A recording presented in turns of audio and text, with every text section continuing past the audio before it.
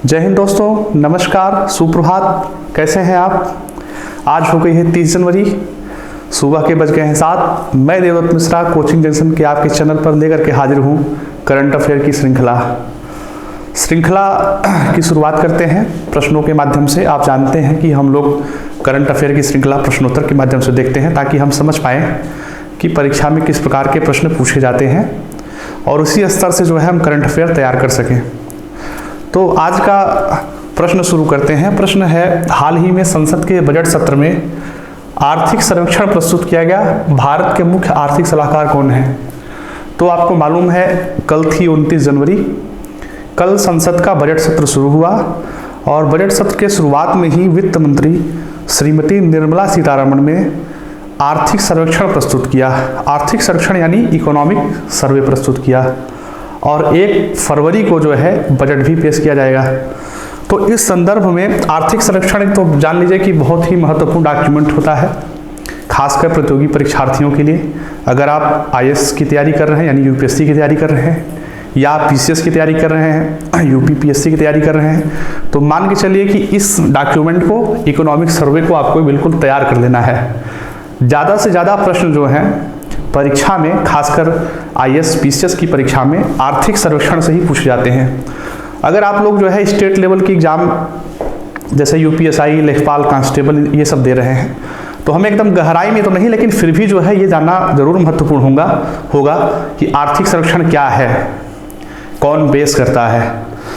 ठीक है, तो आर्थिक सर्वेक्षण भैया पहले ये जो प्रश्न बना है इस प्रश्न को देख लेते हैं, उसके बाद फिर आर्थिक सर्वेक्षण के बारे में 2-3 बातें जानेंगे।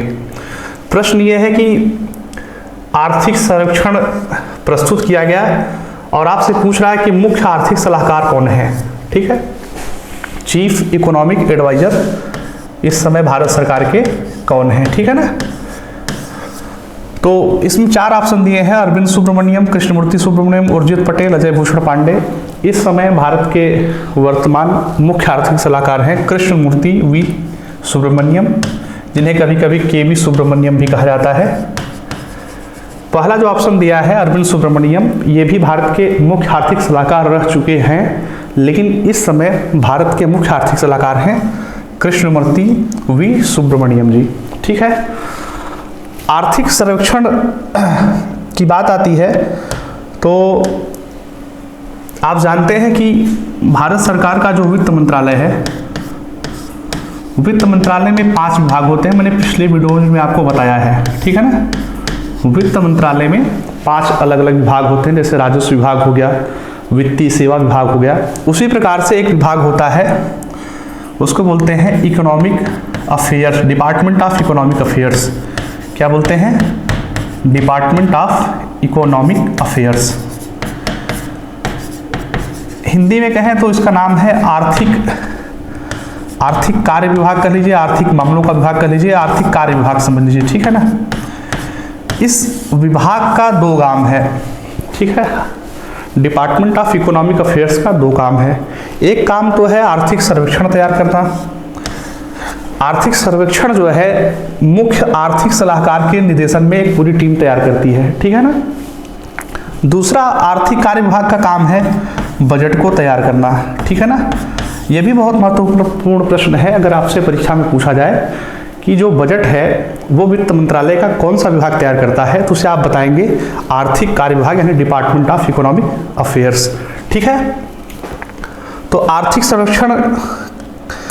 सर्वेक्षण के लिए भी कौन सा विभाग जिम्मेदार है? आर्थिक सर्वेक्षण के लिए भी जो विभाग जिम्मेदार है उसका नाम है आर्थिक कार्य विभाग यानी डिपार्टमेंट ऑफ इकोनॉमिक अफेयर्स। ठीक है ना।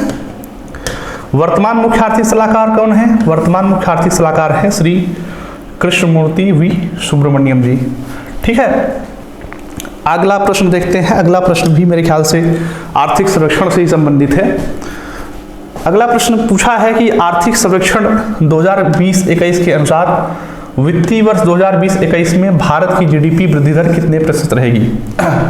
ये जो आर्थिक सर्वेक्षण है ये प्रायः जो है 2 वॉल्यूम में प्रकाशित होती है। ठीक है ना।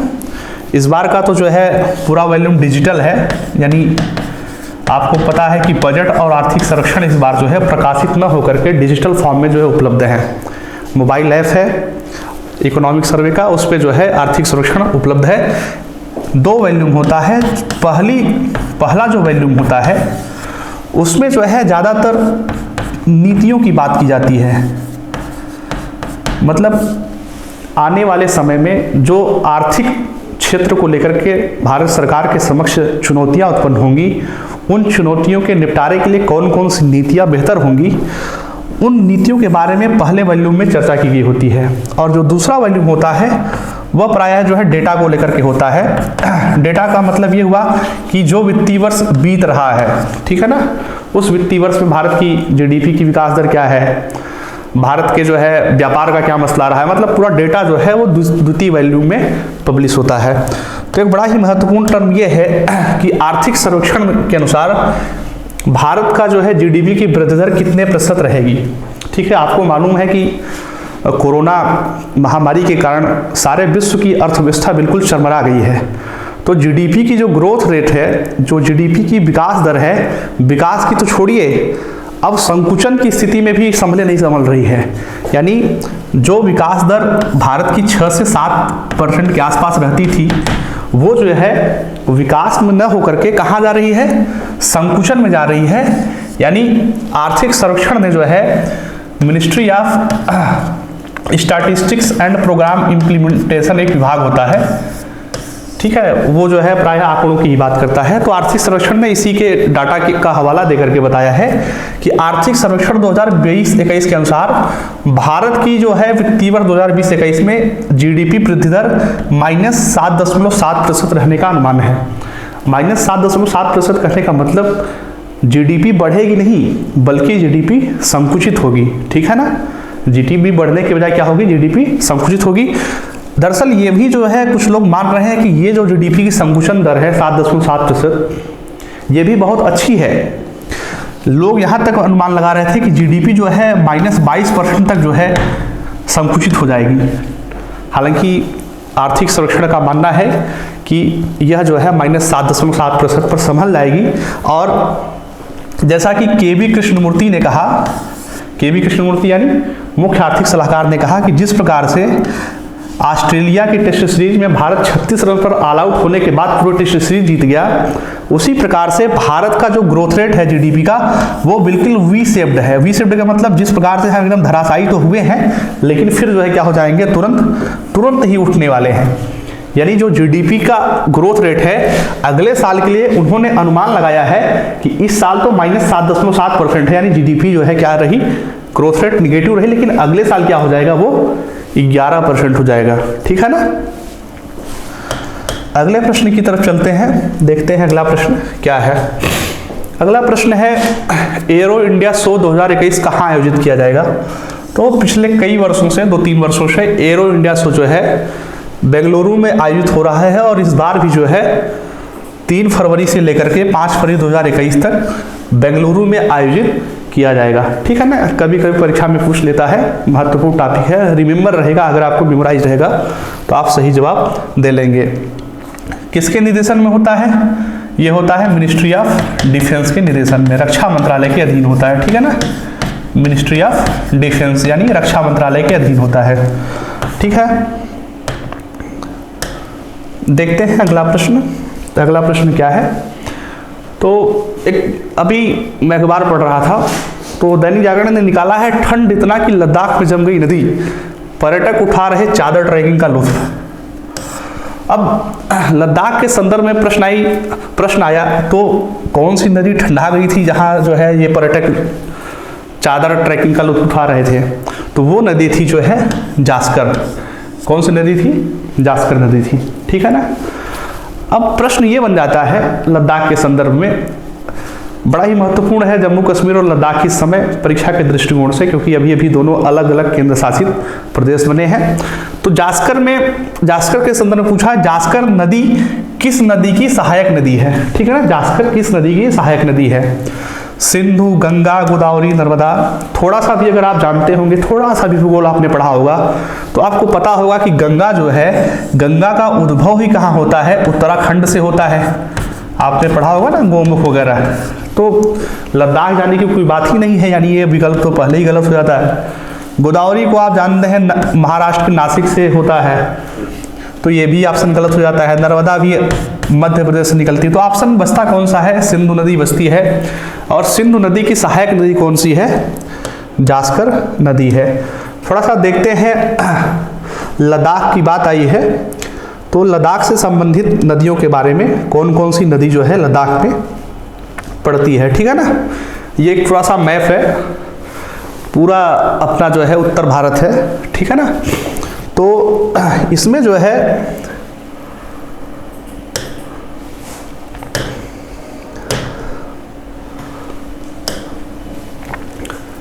देखिए, मैंने आपको एक दिन बताया था कि 6 नदियां हैं, ठीक है ना। उसको मैंने याद करने का तरीका भी आपको बताया था कि हम इसको इस तरीके से याद चाहें तो याद कर लें। किस तरीके से?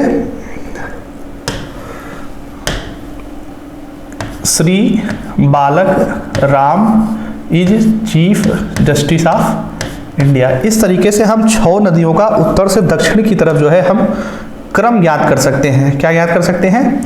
क्रम ज्ञात कर सकते हैं। यस का मतलब होता है सतलज। यस का मतलब क्या होता है? सतलज। बी का मतलब होता है ब्यास। आर का मतलब होता है रावी। सी का मतलब होता है चेनाब। जे का मतलब होता है झेलम। आई का मतलब इंडस। इंडस कहने का मतलब सिंधु नदी, ठीक है ना। ये मैंने आपको बताया था कि जो प्रमुख 6 नदियां हैं उत्तर भारत की, जो पूरब से पश्चिम दिशा में बहती हैं। कहां से कहां तक? पूरब से पश्चिम। मैंने ये भी बताया था आपको, पूरब से पश्चिम दिशा। पूरब से पश्चिम दिशा कहने का मतलब, मैप को आप जानते हैं कि ये दिशा होती है पूरब, ये दिशा होती है पश्चिम। यानी पूरब से पश्चिम कहने का मतलब इस दिशा से इस दिशा में फ्लो होती है, ठीक है ना। तो उन 6 नदियों का नाम आप किस तरीके से याद कर सकते हैं? श्री बालक Ram is chief justice of India, यानी सतलज, ब्यास, रावी, चेनाब, झेलम और सिंधु।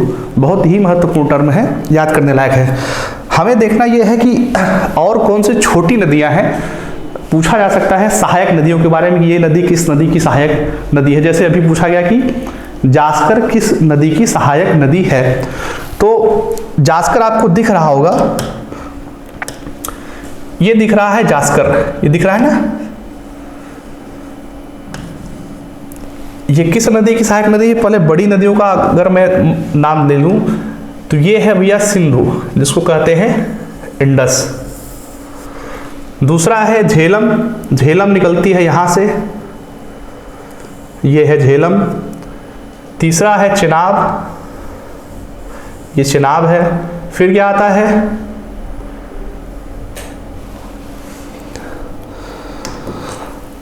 मैप थोड़ा सा बंद हो गया है, घबराइए ना। लाइट जो है फ्लक्चुएट करती रहती है, एक चुनौती है, इसे जो है बहुत गंभीरता से न लें। तो मैं लद्दाख के बारे में बात कर रहा था। लद्दाख को आप जानते हैं जम्मू कश्मीर से हटा करके एक नया राज्य बना दिया गया है, ठीक है ना। लद्दाख की राजधानी के बारे में अगर बात की जाए तो आपको पता होगा लद्दाख की 2 राजधानियां हैं। एक को हम कहते हैं लेह, दूसरे को कहते हैं कारगिल। यानी दोनों जो है लद्दाख की क्या है? संयुक्त राजधानियां हैं। अच्छा, लद्दाख को जो है जम्मू कश्मीर से अलग क्यों किया गया, तो उसके पीछे कई तर्क हैं। एक तो तर्क ये है कि जो लद्दाख की अधिकांश जनसंख्या है, लद्दाख की अधिकांश जनसंख्या जो है बौद्धों की है, और जबकि जम्मू कश्मीर में अधिकांश जनसंख्या क्या है? मुस्लिम है। यानी लद्दाख की जो पूरी अलग जो है एक प्रकार की क्या है? डेमोग्राफी है। इसलिए जो है लद्दाख को क्या कर दिया गया था? जम्मू कश्मीर से अलग कर दिया गया था, ठीक है ना। तो मैं आपको नदियों के बारे में बता रहा था। सबसे पहले मैंने आपको बताया कि ये जो नदी थी ये कौन सी थी? सिंधु नदी थी। दूसरी नदी को मैंने बताया ये झेलम है। तीसरी को मैंने बताया ये चेनाब है। और एक नदी के बारे में बताया, ये नदी जो है ये कौन सी है? ये रावी नदी है। ये कौन सी है? ये ब्यास है। और ये कौन सी है? सतलज है। 6 नदियों के बारे में मैंने आपको बताया था। और उस 6 नदियों की कई छोटी छोटी सहायक नदियां हैं। इस क्षेत्र की जो सबसे बड़ी नदी है वो कौन सी है? उत्तर भारत की जो सबसे बड़ी नदी है वो कह लीजिए इस संदर्भ में, ठीक है ना, जम्मू कश्मीर के संदर्भ में, वो है सिंधु नदी, ठीक है ना। तो सिंधु नदी की एक सहायक नदी तो ये है श्योक बोलते हैं। क्या बोलते हैं भैया? श्योक। दूसरी कौन सी है? दूसरी है नुब्रा। तीसरी कौन सी है? जास्कर, ठीक है ना। तो आपको ध्यान ये रखना है, अगर आपसे परीक्षा में पूछा जाए कि श्योक नदी किस नदी की सहायक नदी है, तो आप बताएंगे सिंधु नदी की। श्योक, नुब्रा और जास्कर तीनों जो है सिंधु की सहायक नदियां हैं, ठीक है ना। तीनों क्या है, सिंधु की सहायक नदियां हैं। समझ में आया आपको? इन सब के बारे में नहीं जाने, ये सब पाकिस्तान की नदियां हैं, सीमा पार हो जाता है, इतना हमारे लिए पर्याप्त है। थोड़ा सा अगर और आप जानना चाहें तो आप और मैप में जा सकते हैं। मैप में ये जा सकते हैं कि आपने जो है पर्वत श्रृंखला के बारे में पढ़ा होगा, तो पढ़ा होगा कि ये तो पढ़ा होगा आपने ट्रांस हिमालयन, उसके बाद क्या आता है काराकोरम, फिर लद्दाख, फिर जास्कर, फिर पीर पंजाल, फिर शिवालिक वगैरह पढ़ा होगा, ठीक है ना। तो ये कौन सी श्रृंखला है, ये है पर्वत श्रेणी, हिमालय की पर्वत श्रृंखला है सब। ये इसे क्या कहते हैं, इसे कहते हैं काराकोरम। काराकोरम के बाद जो श्रृंखला आती है उसे क्या कहते हैं, लद्दाख। लद्दाख के बाद क्या आती है, जास्कर। जास्कर के बाद क्या आता है, पीर पंजाल। पीर पंजाल के बाद जो श्रेणी आती है उसे हम कहते हैं शिवालिक, ठीक है ना, शिवालिक, धौलाधर वगैरह। कभी कभी इसमें भी क्रम पूछ लेता है, ये उत्तर से दक्षिण तक आप क्रम बताइए किसका, पर्वत श्रृंखलाओं का, काराकोरम, लद्दाख, जास्कर के बारे में, ठीक ना। ध्यान रखेंगे इसको, भूगोल की एनसीईआरटी में है, इंपॉर्टेंट टर्म है, आप पढ़ते होंगे, रिमेंबर करा दिया गया, ठीक है ना। तो प्रश्न का उत्तर क्या है, जास्कर किस नदी की सहायक नदी है, जास्कर सिंधु नदी की सहायक नदी है, ठीक है ना। अगला प्रश्न देखते हैं कि अगला प्रश्न क्या है। अगला प्रश्न है, किस राज्य के निर्वाचन कार्यालय को राष्ट्रीय सर्वश्रेष्ठ चुनावी आचरण पुरस्कार 2020 मिला। बहुत ज़्यादा रटने की आवश्यकता नहीं है, एक बार अगर आप रिमेंबर कर लेंगे तो आपके मस्तिष्क में ध्यान में रहेगा।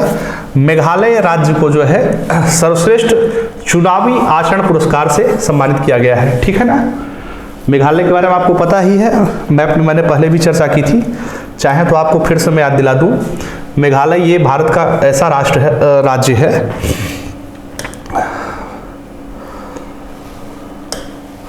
मेघालय भारत का ऐसा राज्य है जो केवल एक भारतीय सीमा से टच करता है। मैंने आपको बताया था, वो कौन सा था, वो था असम, ठीक है ना।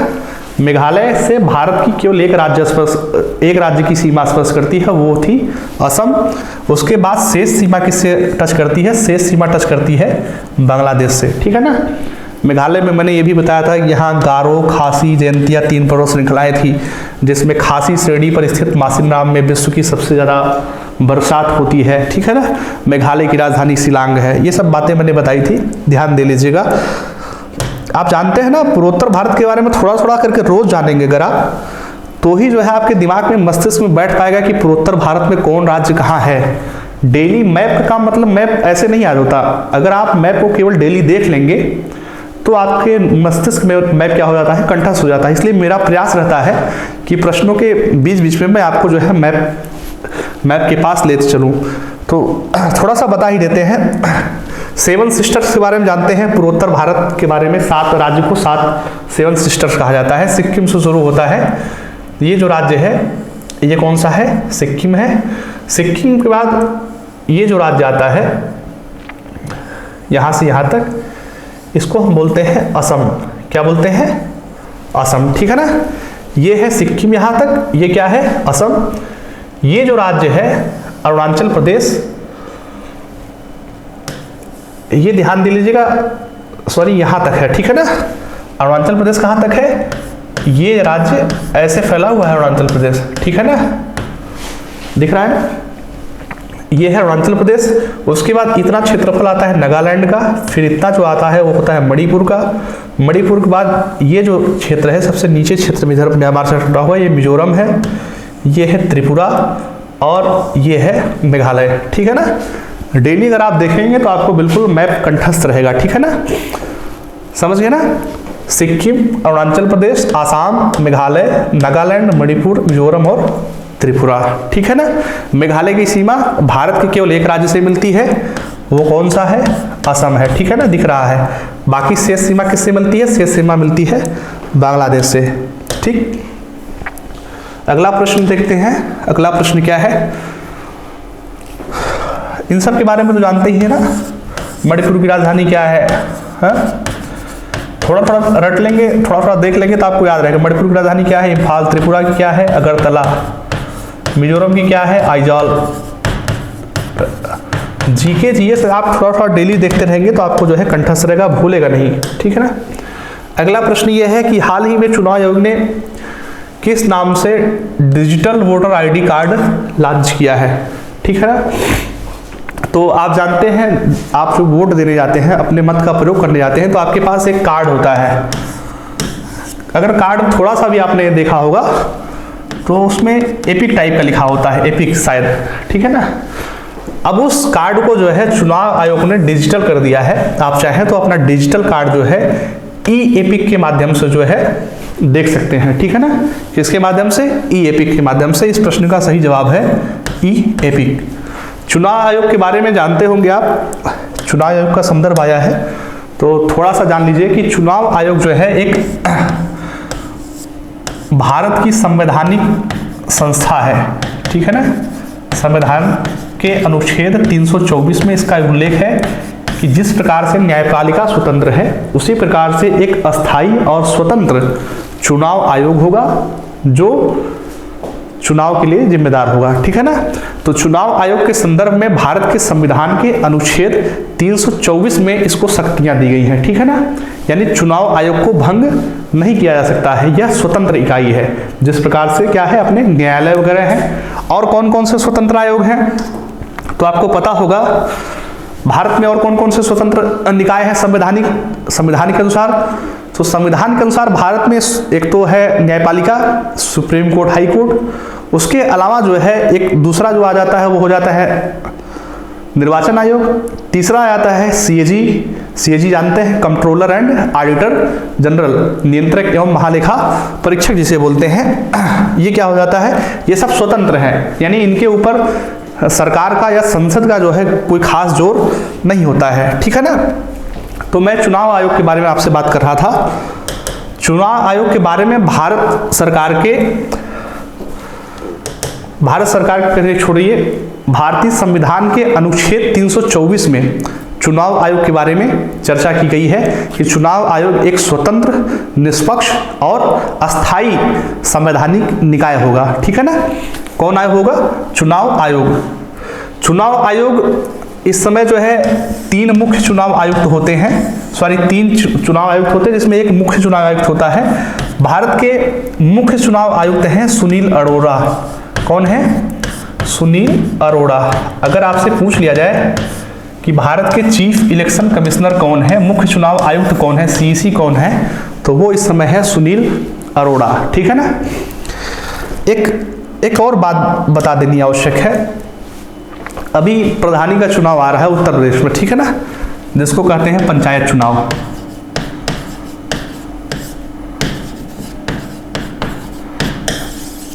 प्रायः प्रश्न पूछ लेता है परीक्षा में, ध्यान दीजिएगा। भारत निर्वाचन आयोग, उसको पूरा नाम, शुद्ध नाम क्या है? भारत निर्वाचन आयोग, उसका शुद्ध नाम है, ठीक है ना। चुनाव आयोग जिसे कहते हैं उसका शुद्ध नाम क्या है? भारत निर्वाचन आयोग। और आपसे प्रश्न पे पूछ लिया जाएगा पंचायत चुनाव कौन कराता है, तो पंचायत चुनाव भारत निर्वाचन आयोग नहीं कराता है, ठीक है ना। परीक्षा में कभी भी ये टिक न लगा के आ जाइएगा कि प्रधानी का चुनाव या जिला पंचायत का चुनाव कौन कराता है? भारत निर्वाचन आयोग। भारत निर्वाचन आयोग केवल क्या कराता है? लोकसभा का चुनाव, राज्यसभा का चुनाव, राज्य विधानसभा का चुनाव, राज्य विधान परिषद का चुनाव, राष्ट्रपति का चुनाव, उपराष्ट्रपति का चुनाव, ये सब जो है भारत निर्वाचन आयोग कराता है। लेकिन जिला पंचायत चुनाव, ग्राम पंचायत चुनाव, क्षेत्र पंचायत चुनाव, ये सब चुनाव जो है हर राज्य की अपना अपना एक जो है राज्य निर्वाचन आयोग है। क्या है? राज्य निर्वाचन आयोग, ठीक है ना। भारत निर्वाचन आयोग और राज्य निर्वाचन आयोग दोनों अलग अलग संस्था है, ठीक है ना। तो पंचायत चुनाव भारत निर्वाचन आयोग न करा के कौन कराता है? हर राज्य का अपना अलग निर्वाचन आयोग कराता है, ठीक है ना। महत्वपूर्ण टर्म है, कंफ्यूज होने से बचिएगा, ध्यान दिए रहिएगा, ठीक है। अगला प्रश्न देखते हैं, भारत का शांति के समय वीरता के लिए दिया जाने वाला सर्वोच्च पुरस्कार कौन सा है, ठीक है। तो ये फिगर भी दिख रहा होगा आपको, फिगर देख लिए होंगे, अशोक चक्र है। कौन सा है? अशोक चक्र है। शांति के समय किस लिए? वीरता के लिए। सर्वोच्च पुरस्कार कौन सा है? अशोक चक्र। और शांति का समय ना हो करके अगर युद्ध का समय हो या युद्ध के मैदान की बात हो, उस समय का सबसे सर्वोच्च वीरता का पुरस्कार कौन सा है? तो वहां आप टिक लगाएंगे परमवीर चक्र। ठीक है ना? यानी युद्ध के मैदान में सर्वोच्च वीरता प्रदर्शन के लिए दिया जाने वाला पुरस्कार कौन सा है? परमवीर चक्र। और युद्ध के मैदान के अलावा शांति के समय दिया जाने वाला सबसे उच्च पुरस्कार किसके लिए? वीरता के लिए। वो कौन सा है? अशोक चक्र। ये जितने पुरस्कार दिखे गए हैं, अशोक चक्र, परमवीर चक्र, कीर्ति चक्र, महावीर चक्र, ये सब सैन्य पुरस्कार हैं। सैन्य पुरस्कार कहने का मतलब इन्हें सेना के किसी व्यक्ति को या अर्धसैनिक बल के किसी व्यक्ति को ही प्रदान किया जा सकता है। ठीक है ना? या पुलिसकर्मी को प्रदान किया जा सकता है, आम नागरिक को प्रदान नहीं किया जा सकता है। आम नागरिक के लिए सबसे सर्वोच्च सम्मान जो भारत में है उसे आप जानते हैं कौन सा है? भारत रत्न। पिछले वीडियोज में मैंने आपको बताया था। उसके बाद पद्म पुरस्कारों की श्रृंखला आती है, जिसमें कौन सा आता है? पद्म विभूषण। पद्म विभूषण के बाद कौन सा आता है? पद्म भूषण। और कौन सा आता है? पद्म श्री। ठीक है ना? ये सब पुरस्कार जो है उसके बाद से ये जो है सिविल पुरस्कार हैं।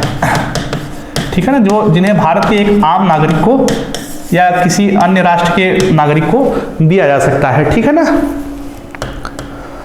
तो इस प्रश्न का सही जवाब क्या है कि भारत का शांति के समय वीरता के लिए दिए जाने वाला सर्वोच्च पुरस्कार क्या है?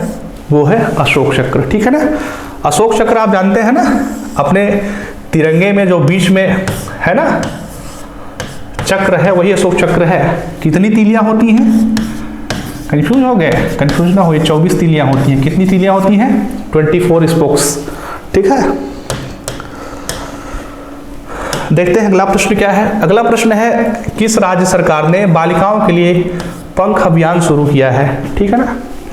आप जानते होंगे, अभी मैंने पिछले वीडियोज में आपको बताया था कि पूरा भारत जो है 24 जनवरी को नेशनल गर्ल चाइल्ड डे मनाया था। मैं जानबूझ करके इस प्रश्न को कुछ दिनों के बाद इसलिए दिया ताकि आपको फिर से 24 जनवरी नेशनल गर्ल चाइल्ड डे के रूप में याद हो जाए। ठीक है ना? राष्ट्रीय बालिका दिवस के रूप में याद हो जाए। ठीक है ना? कब मनाया गया था? 24 जनवरी को मनाया गया था। इसी दिन जो है मध्य प्रदेश सरकार ने, किस सरकार ने? मध्य प्रदेश सरकार ने बालिकाओं के संरक्षण के लिए, उनके सर्वांगीण विकास के लिए एक योजना लॉन्च की थी। उसका नाम था पंख। पंख को उन्होंने कुछ इस प्रकार से डिस्क्राइब किया था।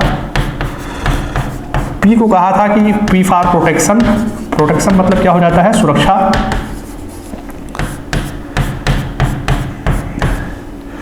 ए फॉर एश्योरेंस कहा था उन्होंने, एन फॉर न्यूट्रिशन कहा था,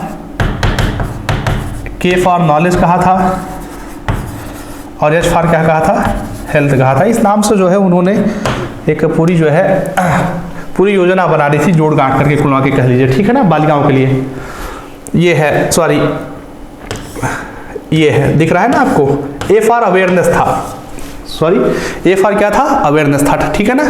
ये है पंख योजना। ठीक है ना? प्रोटेक्शन, अवेयरनेस, न्यूट्रिशन, नॉलेज और हेल्थ।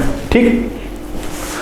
मध्य प्रदेश के मुख्यमंत्री श्री शिवराज सिंह चौहान जी की फोटो भी छपी है, आप जानते हैं। मध्य प्रदेश के बारे में और खास बात क्या है? एक तो बात यह है कि मध्य प्रदेश की राजधानी भोपाल है। दूसरी खास बात क्या है? दूसरी खास बात यह है कि वहाँ के मुख्यमंत्री इस समय शिवराज सिंह चौहान जी हैं। सरकार तो हालांकि शुरू में जो है कमलनाथ जी की चुनी गई थी, लेकिन बीच में कुछ परिस्थितियां बन गई, शिवराज सिंह चौहान जी मुख्यमंत्री बन गए। ठीक है ना? एक महत्वपूर्ण टॉपिक मेरे मन में याद आ गया है। अगर आपसे पूछा जाए कि पिछले वर्ष जो है टाइगर सेंसस का मतलब वो कह लीजिए कि बाघों की जनगणना हुई थी। ठीक है ना?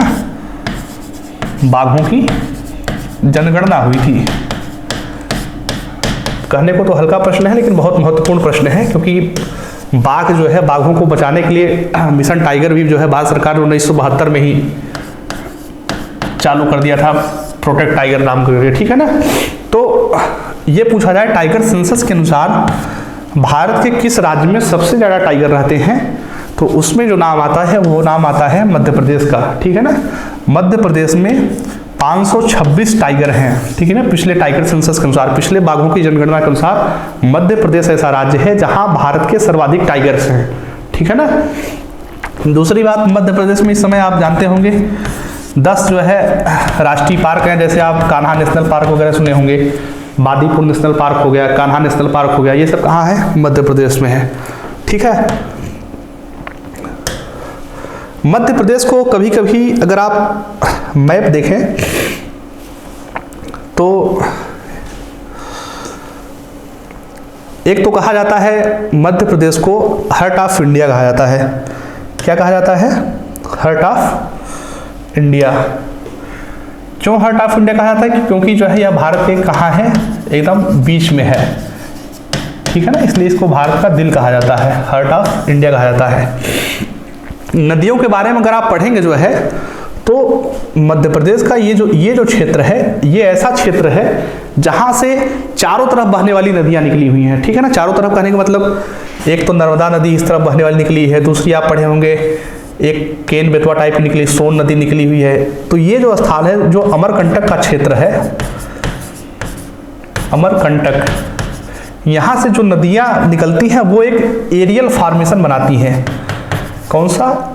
Aerial formation. एरियल फॉर्मेशन कहने का मतलब जैसे ये जगह है, यहाँ से ऐसे निकले, कोई ऐसे नदी निकले, कोई ऐसे नदी निकले, वो एकमात्र जगह जो भारत में है वो कौन सा जगह है? अमरकंटक है। बाकी आप पढ़े होंगे तो आप पाएंगे जैसे एक जल विभाजक होता है, प्रायः जब आप पढ़ेंगे क्या, पूरब से पश्चिम, नदियों का दो क्रम है ज़्यादातर, एक पूरब से पश्चिम बहने वाली और दूसरा क्या है? पश्चिम से पूरब बहने वाली, ठीक है ना। तो यहीं से एक जल विभाजक काम करता है। क्या काम करता है? जल विभाजक। जल विभाजक कहने का मतलब इसके इस तरफ जो है, जितनी नदियां इसके इस तरफ से उद्भव होंगी वो इस दिशा में प्रवाहित होंगी, और इस जल विभाग के जो जितने इधर होंगी वो किस दिशा में प्रभावित होंगी? वो इस दिशा में। इस दिशा कहने का मतलब ये जो दिशा है, ये कौन सी दिशा है? पूरब की दिशा है। कहाँ से? पश्चिम से पूरब की दिशा है। और ये जो दिशा है ये कौन सी है? ये है पूरब दिशा। कहाँ से? पश्चिम से, ठीक है ना। मैप में आप अगर मैप की दिशाओं को आप जानते होंगे तो ध्यान से, ये कौन सी दिशा है? पूरब, इसको कहते हैं पश्चिम, इसको कहते हैं उत्तर, इसको कहते हैं दक्षिण। मैं बार बार इसलिए बताता हूँ क्योंकि कुछ विद्यार्थी कमजोर हैं, ठीक है ना, वो भूल जाते हैं बार बार। तो ये जो जल विभाजक है, इस जल विभाजक को अगर आपने ध्यान दे लिया तो आप समझिए आपको कभी भी पूरब से पश्चिम और पश्चिम से पूरब के बारे में कोई दिक्कत नहीं पड़ेगी। इस जल विभाजक की जितना ये इस तरफ नदियां बहेंगी, चाहे अभी जो मैंने आपको बताया था, कौन सी बताया था ना, सिंधु, झेलम, चिनाब, रावी, ब्यास, सतलज, ये सब किधर बहती हैं? पश्चिम से। कहाँ से बहती? पूरब से पश्चिम की तरफ बहती है, ठीक है ना। ये पड़ती है नर्मदा नदी, ये पड़ती है, ठीक है ना। नर्मदा नदी भी किधर बहती है? पूरब से पश्चिम बहती है। बाकी जो शेष नदियां हैं वो कहाँ से कहाँ तक बहती हैं? इस दिशा में। इस दिशा कहने का मतलब पश्चिम से पूरब की तरफ बहती है। जैसे कौन सी हो गई? गंगा हो गई, यमुना हो गई, जो बड़ी बड़ी नदियां हैं। यहाँ से बहती है गोदावरी, ये थोड़ा सा यहाँ से बनता है, गोदावरी हो गई, कृष्णा हो गई, कावेरी हो गई, जो बड़ी बड़ी नदियां आप सुनते हैं वो सब किधर से किधर बहती हैं? पश्चिम से पूरब की तरफ बहती हैं। इसमें मात्र एक थोड़ा सा अपवाद जो है उसका हो जाता है ब्रह्मपुत्र नदी का। ब्रह्मपुत्र नदी जो है यहाँ से आकर के इस तरीके से ऐसे बहती है, तो उसका थोड़ा सा क्रम जो है जानना बड़ा मुश्किल हो जाता है, ठीक है ना। ब्रह्मपुत्र नदी का उद्गम यही कहीं से होता है, उसके बाद ये पहले तिब्बत में बहती है, फिर यहाँ अरुणाचल के प्रदेश के पास जो है नामचा बरवा नाम का जो पर्वत है, यहाँ से बिल्कुल यू टर्न लेकर के कहाँ प्रवेश करती है? भारत में प्रवेश करती है। अरुणाचल प्रदेश, असम, सब मेघालय होते हुए कहाँ जाती है? बांग्लादेश में, और लास्ट में अपना जो है विसर्जन यहाँ जल विसर्जित कर देती है, ठीक है। चलिए कोई बात नहीं, नदियों पर मैं एक अच्छा सा चैप्टर लूंगा, आपको बिल्कुल अच्छे तरीके से समझ में आ जाएगा। अभी करंट अफेयर की सीरीज है तो इतना जो है बहुत है। अगला प्रश्न देखते हैं। अगला प्रश्न क्या है? अगला प्रश्न है, हाल ही में किसने एक नई पीढ़ी की आकाश मिसाइल का सफल परीक्षण किया है? ठीक है ना। ऑप्शन दिया है HAL मतलब हिंदुस्तान एरोनॉटिक्स लिमिटेड, HCL मतलब हिंदुस्तान कारपोरेशन लिमिटेड, इसरो का नाम दिया है, DRDO का नाम दिया है। तो भारत में जितनी मिसाइलें हैं, जैसे हो गया आकाश, पृथ्वी, और क्या आता है, त्रिशूल हो गया, अग्नि हो गई, ये जितनी मिसाइलें हैं, ठीक है ना, इन सब का विकास किसने किया है? डीआरडीओ ने किया है। डीआरडीओ मतलब defence research and development organisation, रक्षा अनुसंधान एवं विकास संस्थान कर लीजिए, चाहे विकास संगठन कर लीजिए, ठीक है ना। आकाश अगर आप फिगर देख रहे होंगे तो फिगर में महसूस करेंगे कि ये इस प्रकार से तनी हुई है ना, दिख रहा है ना। इस प्रकार से तने होने का मतलब ये है कि ये जो है सतह से हवा में मार करने वाली मिसाइल है। कहां से? सतह से हवा में मार करने वाली मिसाइल है, ठीक है ना। उस आकाश मिसाइल के एक नई पीढ़ी का परीक्षण किया गया है। नई पीढ़ी का परीक्षण इसलिए किया गया है, ये जो नई पीढ़ी है बड़ी खतरनाक है। खतरनाक कहने का मतलब 80 किलोमीटर दूर कोई टारगेट इसको दिखा तो वहीं से डिटेक्ट करने लगती है, और चूंकि टारगेट जो आता है बहुत तेजी से आता है, 60 किलोमीटर आते आते यह उसके जो है प्रोजेक्टाइल मोशन वगैरह, प्रक्षेप गति कहाँ से है, कहाँ किस तरीके से है, उसका जो है इसका पूरा कंप्यूटर क्या कर लेता है? अध्ययन कर लेता है, ठीक है ना। इसका जो आकाश मिसाइल का कंप्यूटर सिस्टम है, और विथ इन 60 सेकंड कह लीजिए, यानी 1 मिनट के अंदर स्वतः यह जो है डिटेक्ट भी कर लेता है, और उसके हिसाब से उसके प्रोजेक्टाइल मोशन का, प्रोजेक्टाइल पथ को कैलकुलेट करके और फायर भी कर देता है। ये जो है आकाश नई पीढ़ी की मिसाइल की जो है खासियत है, ठीक है ना। आकाश का विकास किसने किया है? आकाश मिसाइल का विकास, या कह लीजिए कि जितनी प्रमुख मिसाइलें हैं, आकाश, अग्नि, पृथ्वी, सब का विकास किसने किया है? डीआरडीओ ने किया है। एक मिसाइल आती है ब्रह्मोस। ब्रह्मोस मिसाइल का विकास भारत की डीआरडीओ और रूस की एक कंपनी है, नाम आप कमेंट में करके बताएंगे, मुझे ध्यान नहीं आ रहा है, उन दोनों के संयुक्त उपक्रम ने ब्रह्मोस मिसाइल का जो है विकास किया है, ठीक है ना। ब्रह्मोस क्रूज मिसाइल है। क्रूज मिसाइल कहने का मतलब जो है, कह लीजिए भारत की सबसे तेज मिसाइल है, ठीक है ना। अगर ये भी प्रश्न पूछ लिया कि भारत की सबसे तेज गति से चलने वाली मिसाइल कौन सी है, तो वो ब्रह्मोस मिसाइल है, जो सुपरसोनिक गति से चलती है, ठीक है ना। सुपरसोनिक